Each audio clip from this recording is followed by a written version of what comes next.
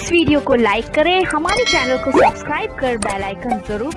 News master Mohammad रहीम की खास news. Bhusawal गुरुवार 9 मई वंचित बहुजन अघाड़ी के उम्मीदवार संजय पंडित प्रहाणे की जाहिर सभा रजा टावर के पास रावेर लोकसभा के अधिकृत उम्मीदवार और इस कार्यक्रम में शमी बताई पाटिल का जोरदार प्रचार। कार्यक्रम लगा के संविधान के रूप में जिन्होंने अपने हक के लिए लड़ाई लड़ी है, ऐसे हमारे परम पूज्य डॉक्टर बाबा साहब अम्बेडकर इस देश की स्वतंत्र लड़ाई में सबसे ज्यादा शहादत जिन्होंने दी, ऐसे सभी मुस्लिम योद्धाओं को मैं विनम्र अभिवादन करता हूं।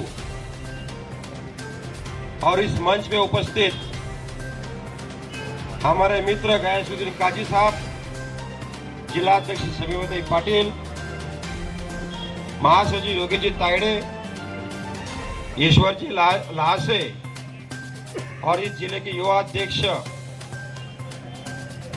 बाळाभाऊ पवार, वंचित बहुजन के शहर अध्यक्ष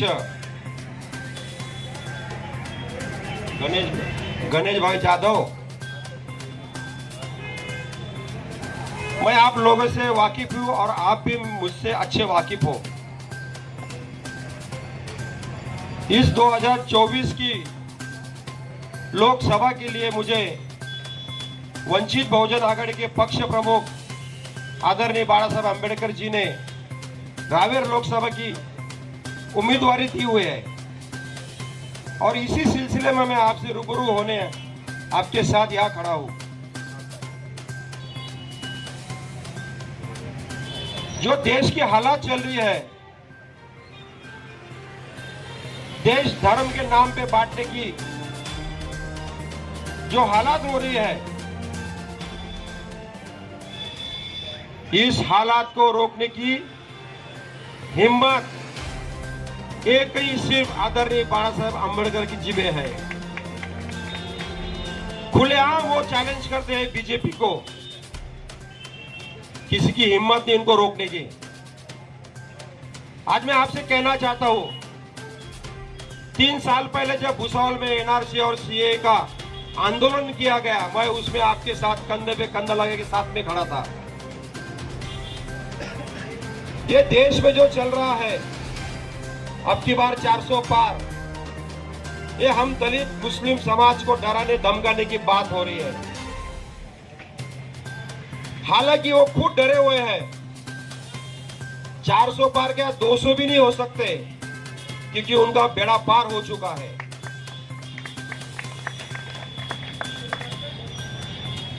इस रावेर लोकसभा क्षेत्र से भुसावल में से जो 10-15 साल से आमदार खासदार यहां से चुन के जा रहे हैं, ये तुष्टीकरण की राजनीति करके चुन के जा रहे हैं। दलित मुस्लिम समाज को कैसे सत्ता की राजनीति से बाहर रखा जाए, कैसे इनको सत्ता में शामिल न किया जाए, ये सब प्लानिंग करके हम लोगों को बाहर रखा जा रहा है। और मैं आप सभी की हक की लड़ाई लड़ने यहां पे आपके साथ खड़ा हूं। इस देश में जो संविधान में जो अधिकार प्राप्त हुए, उनको धीरे धीरे खत्म करने की कोशिश की जा रही है। और वो कोशिश वो खुलेआम नहीं कर रहे, चोरी छुप के कोशिश कर रहे हैं। और एक दिन जैसा सीए का कायदा लागू कर दिया, वैसा संविधान से बहुत से कलम हटा के सामने रख देंगे। तो इसी लड़ाई में आप साथ देंगे और आदरणीय बाबा साहेब अम्बेडकर जी के होते हुए किसी के बाप में हिम्मत नहीं कि वो संविधान बदल के रख दे। आज अपने दलित मुस्लिम समाज के बहुत सारे सवालात हैं, बच्चों की पढ़ाई से लेकर रोजगार तक। भुसावल एक ऐसा शहर है जहां रेलवे का बड़ा जंक्शन है और दलित मुस्लिम समाज हूं। और 20-25 साल में एमपीएससी की एग्जाम पास होके शासन के आला ऑफिसर करके यहाँ पे 25 साल तक नौकरी किया। मेरे बहुत से दोस्त मुस्लिम समाज से हैं। मेरे आपसे यही गुजारिश है, जो लड़ाई आदरणीय बाला साहब अम्बेडकर जी ने चालू करी है उसमें आप कंधे से कंधा लगा के साथ दीजिए। बाकी रही विकास की बात, विकास तो मुझे 10-12 साल में यहाँ कहीं दिखा नहीं। आज भी हम लोगों के लिए घरों के प्रॉब्लम है, बारिश में हमारे घर में पानी भर जाता है। यहाँ का अगर आप सभी के दुआ से मैं यहाँ का एमपी बनता हूं तो जो ये मूलभूत जो बातें हैं, रोड की, गटर की, नालियों की, जो बारिश में पानी भर जाता है, सबसे पहले इसी के ऊपर काम करेंगे।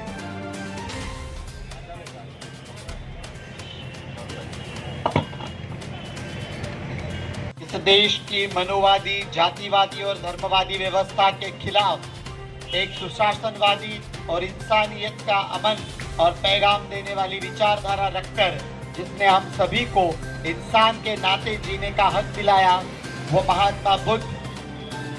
अब अरब की तपती रेत में 1400 साल पहले जिन्होंने अमन, शांति और प्यार का पैगाम रखा, वो सल्लल्लाहु मोहम्मद पैगंबर साहब। और जब यहाँ के पेशवा अंग्रेजों के तलवे चाट रहे थे, तब भारत को लेकर, हिंदुस्तान को लेकर जिन्होंने जंगे आजादी की नींव रखी, वो हजरत टीपू सुल्तान।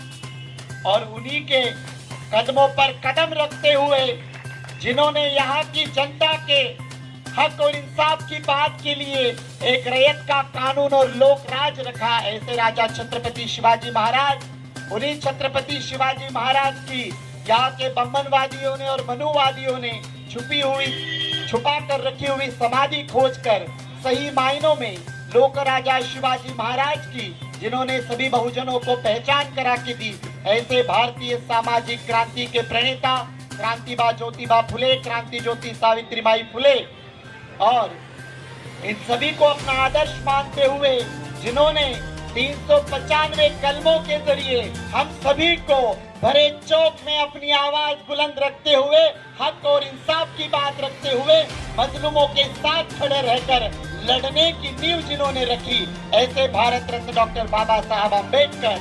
और उन सभी को जो जंगे आजादी में 4.5 लाख शहीद हुए थे, उन 4.5 लाखों में आपको पता हो कि नहीं पता हो, लेकिन दिल्ली में जाकर गैजेट जरूर पढ़ना चाहिए कि उसमें 53,000 मुसलमान भी थे। उन सभी शहीद मुसलमानों को मैं यहाँ पर सादर नमन करती हूँ।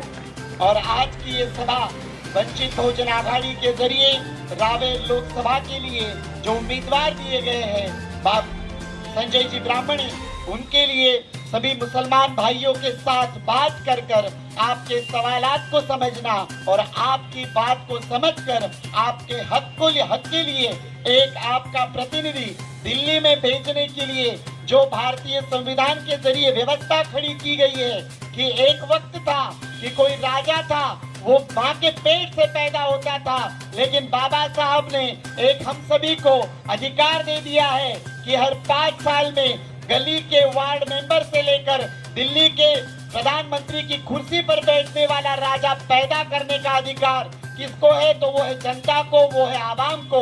और ये वक्त है उसी लोकशाही की लड़ाई का कि हमें अपने हक, अधिकार और अपने कानून को बरकरार रखने के लिए हमें अपनी सोच वाला, हमारे हक की और हमारे अधिकारों की, यहाँ के मजलूमों के इंसाफ की बात जो दिल्ली में रखे, ऐसा अपना नुमाइंदा चुनकर भेजने की। क्योंकि इस वक्त पिछले 10 सालों में इस देश में बीजेपी ने जो कोहराम मचा के रखा है, भारतीय जनता पार्टी वाले हो, उनकी जो संगठन है आरएसएस वाले हो, इन्होंने जो हाथ में हाथ मिलाकर इस देश के आदिवासी, इस देश के मुसलमान, इस देश के दलित, इस देश के खाना बदोश घुमंतु, इनको जिस तरीके से परेशान करके छोड़ा है, एक तरफ महंगाई की मार, दूसरी तरफ कानूनों की भरमार, और वहां पर पीसा कौन जा रहा है? 2 पाटन के बीच में साबुत बचा न कोई, कबीर साहब कह के गए। तो ऐसे ये 2 पाटन जो लगा के रखे हैं इन भारतीय जनता पार्टी वालों ने, और उससे पहले जिनके हाथ में हम जिनको अपने सरोकार समझते थे, थे वो आज दबकर बैठे हैं। ऐसे फिर कांग्रेस वाले हो, फिर राष्ट्रवादी वाले हो, या फिर शिवसेना वाले हो, या फिर उनके साथ हाथ मिलाकर गठबंधन की बात कर कर अपने घर में सत्ता साथ रखने वाले हो, इन सभी का हिसाब पूछने के लिए, मजलूमों के हक और इंसाफ की आवाज बनने के लिए बाला साहब अम्बेडकर के जरिए ये राजनीतिक हक की लड़ाई है। हमारे अधिकारों को सही मायनों में हम तक पहुंचाने के लिए आवाज लगाई जा रही है। मैं आप सभी से गुहार लगाती हूँ, सभी से दरखास्त करती हूँ कि वक्त है कि एक दूसरे के साथ खड़े रहे, क्योंकि इस देश का जो पॉलिटिक्स है, इस वक्त जो हालात है, आप समझ लेना चाहिए कि कौन खड़ा है, किसको खड़ा किया जा रहा है और कौन बीजेपी को वोट बटोरने के लिए सपोर्ट कर रहा है। रावेर लोकसभा की अगर बात करें तो ताई के हाथ में पिछले 10 सालों में हमने एक बार नहीं 2 बार चाबियां सौंप दी, एक बार नहीं 2 बार चाबियां सौंप दी, लेकिन ताई ने चाबियों से जो ताले खोले हैं उन तक अपने बहू की उम्मीदवारी का कंफर्मेशन नहीं आ जाता।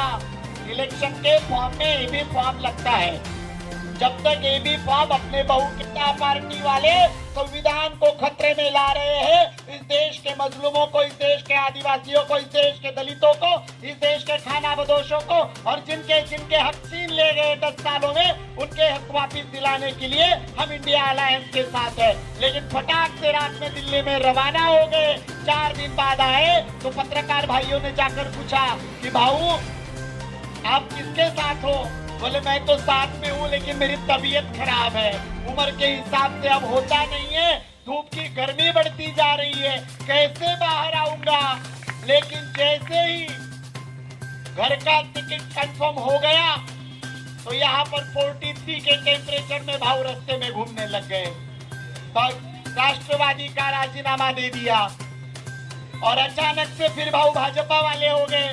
भाऊ घर में टिकट आते ही आप भाजपा वाले हो गए। तब संविधान खतरे में नहीं था, तब इस देश के मजलूमों के हक इंसाफ की बात नहीं हो रही थी। अरे भाऊ हम ऐसे थोड़ी है, हमारी जेब में भी हम रुमाल रखते हैं, हाँ हमारी जेब में हम रुमाल रखते हैं, हमारे नाक में अगर पानी आता है सर्दी की वजह से तो हम रुमाल लेकर पोंछ लेते हैं। अब हम थोड़ी मनगटों का इस्तेमाल करते हैं, पिछले 40 सालों से यही तो किया है।